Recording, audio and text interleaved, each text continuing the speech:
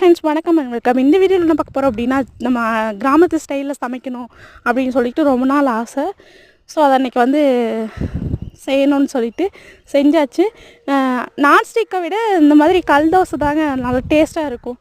நம்ம என்ன தான் இப்போ வந்து இருக்க காலத்துக்கு நான்ஸ்டிக்கு அப்படின்னு நம்ம போயிட்டாலுமே அந்த காலத்தில் இருக்க மாதிரி அம்மியில் வச்சு அரைக்கிற அந்த கார சட்னி, இந்த இரும்பு தோசைக்கல்ல ஊற்றுறது அந்த தோசை, இதெல்லாம் சாப்பிடும்போது இன்னும் நமக்கு ஹெல்த்தி தான் அதிகமாக இருக்கும்.